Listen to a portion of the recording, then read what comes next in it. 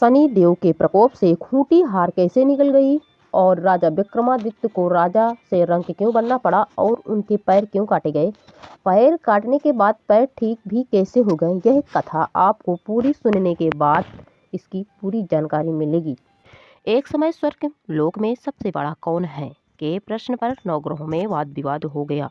विवाद इतना बढ़ा कि परस्पर भयंकर युद्ध की स्थिति बन गई। निर्णय के लिए सभी देवता देवराज इंद्र के पास पहुंचे और बोले, हे देवराज, आपको निर्णय करना होगा कि हम में से सबसे बड़ा कौन है। देवताओं का प्रश्न सुनकर देवराज इंद्र उलझन में पड़ गए।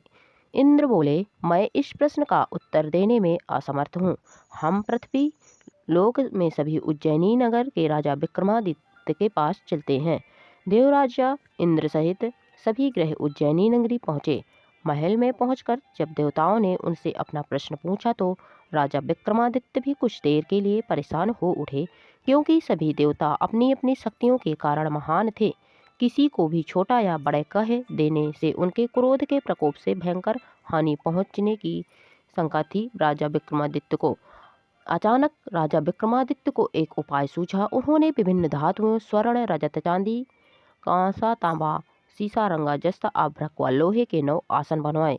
जो देवता जिस आसन में बैठते थे उन्होंने वही आसन बनवाए और धातुओं के गुण के अनुसार सभी आसनों को एक दूसरे के पीछे रखवाकर उन्होंने देवताओं को अपने अपने सिंहासन पर बैठने को कहा। देवताओं के बैठने के बाद राजा विक्रमादित्य ने कहा, आपका निर्णय तो स्वयं हो गया। जो सबसे पहले सिंहासन पर विराजमान है वही सबसे बड़ा है। राजा विक्रमादित्य के निर्णय को सुनकर शनि देवता ने सबसे पीछे आसन पर बैठने के कारण अपने को छोटा जानकर क्रोधित होकर कहा, हे राजा विक्रमादित्य, तुमने मुझे सबसे पीछे बैठाकर मेरा अपमान किया है। तुम मेरी शक्तियों से परिचित नहीं हो, मैं तुम्हारा सर्वनाश कर दूंगा। शनि ने कहा, सूर्य एक राशि पर 1 महीने रहता है, चंद्रमा 2.25 महीने रहता है और मंगल 1.5 महीने रहता है। बुध और शुक्र 1 महीना, बृहस्पति 13 महीने रहते हैं, लेकिन मैं किसी राशि पर 7.5 वर्ष तक यानी कि 7.5 वर्ष तक रहता हूँ।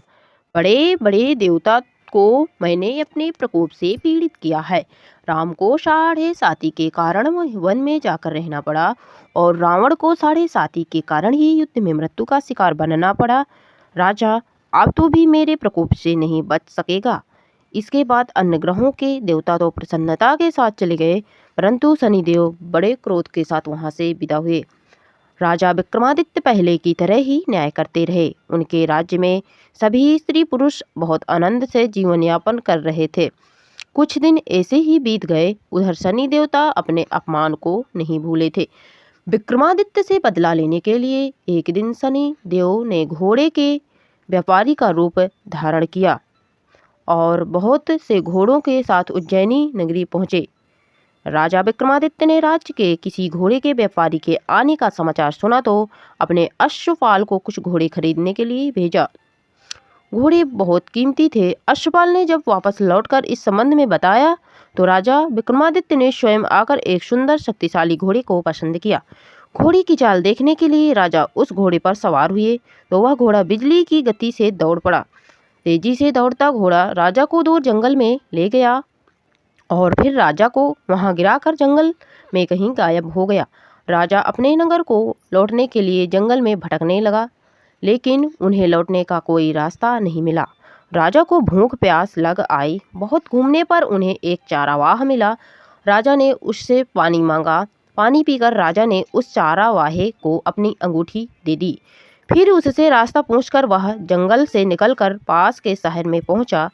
राजा ने एक सेठ की दुकान पर बैठकर कुछ देर आराम किया।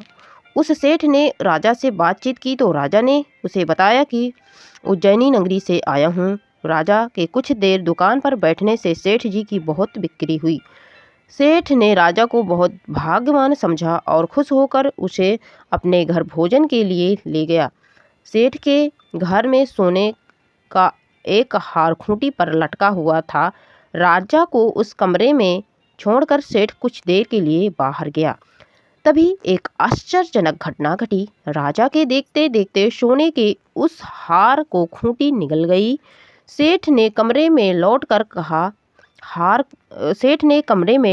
हार को गायब देखा तो चोरी का संदेह राजा पर किया, क्योंकि उस कमरे में राजा ही अकेला बैठा था। सेठ ने अपने नौकरों से कहा कि इस परदेसी को रस्सियों में बांधकर नगर के राजा के पास ले चलो। जब राजा विक्रमादित्य को राजा के पास ले जाया गया तो राजा ने विक्रमादित्य से हार के बारे में पूछा तो उसने बताया कि उसके देखते ही देखते खूंटी ने हार को निगल लिया था। इस पर राजा ने क्रोधित होकर चोरी करने के अपराध में विक्रमादित्य के हाथ पांव काटने का आदेश दे दिया। राजा विक्रमादित्य के हाथ पांव काटकर उसे नगर की सड़क पर छोड़ दिया गया। कुछ दिन बाद हाथ पांव, लास्ट में कहानी में आपको पता चलेगा कि हाथ पांव ठीक भी हो जाते हैं। चलिए मैं आगे सुनाती हूँ। कुछ दिन बाद एक तेली उसे उठाकर अपने घर ले गया और उसे अपने कोल्हू पर बैठा दिया। राजा आवाज़ देकर बैलों को हाँकता रहता। इस पर तेली का बैल चलता रहा और राजा को भोजन मिलता रहा। शनि के प्रकोप की 7.5 पूरी होने पर वर्षा ऋतु प्रारंभ हुई। राजा विक्रमादित्य एक रात में मल्हार गा रहा था कि तभी नगर की राजा की लड़की राजकुमारी मोहिनी रथ पर सवार उस तेली के घर के पास से गुजर रही थी। उसने मेघ मल्हार सुना तो उसे बहुत अच्छा लगा और दासी को भेजकर गाने वाले को बुला लाने को कहा। दासी ने लौटकर राजकुमारी को अपंग राजा के बारे में सब कुछ बता दिया। राजकुमारी उसके मेघ मल्हार से बहुत मोहित हुई, अतः उसने सब कुछ जानकर भी अपंग राजा से विवाह करने का निश्चय कर लिया। राजकुमारी ने अपने माता पिता से जब यह बात कही तो वे हैरान रह गए। रानी ने मोहिनी को समझाया, बेटी तेरे भाग में तो किसी राजा की रानी होना लिखा है, फिर तू उस अपंग से विवाह करके अपने पांव पैर क्यों कुल्हाड़ी मार रही है। राजकुमारी ने अपनी जिद नहीं छोड़ी। अपनी जिद पूरी कराने के लिए उसने भोजन करना छोड़ दिया और प्राण त्याग देने का निश्चय कर लिया। आखिर राजा रानी दोनों विवश होकर अपंग विक्रमादित्य से राजकुमारी का विवाह करना ही पड़ा। विवाह के बाद राजा विक्रमादित्य और राजकुमारी तेली के घर में रहने लगे। उसी रात स्वप्न में शनिदेव ने राजा से कहा, राजा तुमने मेरा प्रकोप देख लिया, मैंने तुम्हें अपने अपमान का दंड दिया। राजा ने शनिदेव से क्षमा करने को कहा और प्रार्थना की, हे शनिदेव आपने जितना दुख मुझे दिया है अन्य किसी को ना दें। शनिदेव ने कुछ सोचकर कहा, राजा मैं तुम्हारी प्रार्थना स्वीकार करता हूँ। जो कोई स्त्री पुरुष मेरी पूजा करेगा, शनिवार को व्रत करेगा, मेरी व्रत कथा सुनेगा, उस पर मेरी अनुकंपा बनी रहेगी। प्रातःकाल राजा विक्रमादित्य की नींद खुली तो उसने अपने हाथ पांव देखकर राजा को बहुत खुशी हुई। उसने मन ही मन शनिदेव को प्रणाम किया। राजकुमारी भी राजा के हाथ पांव सही सलामत देखकर आश्चर्य में डूब गई। तब राजा विक्रमादित्य ने अपना परिचय देते हुए शनिदेव के प्रकोप की सारी कहानी सुनाई। सेठ को जब इस बात का पता चला तो दौड़ता हुआ तेली के घर पहुंचा और राजा के चरणों में गिरकर क्षमा मांगने लगा। राजा ने उसे क्षमा कर दिया क्योंकि यह सब तो शनिदेव के प्रकोप का कारण हुआ था। सेठ राजा को अपने घर ले गया और उसने भोजन कराया। भोजन करते समय वहां एक आश्चर्यजनक घटना घटी। सबके देखते देखते उस खूंटी ने हार उगल दिया। सेठ जी ने अपनी बेटी का विवाह भी राजा के साथ कर दिया। बहुत से स्वर्ण आभूषण धन आदि देकर राजा को विदा किया। राजा विक्रमादित्य राजकुमारी मोहिनी और सेठ की बेटी के साथ उज्जैनी पहुंचे तो नगरवासियों ने हर्ष और उल्लास के साथ उनका स्वागत किया। अगले दिन राजा विक्रमादित्य ने पूरे राज्य में घोषणा कराई कि शनिदेव सब देवों से सर्वश्रेष्ठ है। प्रत्येक स्त्री पुरुष को शनिवार को व्रत कर और व्रत कथा सुने।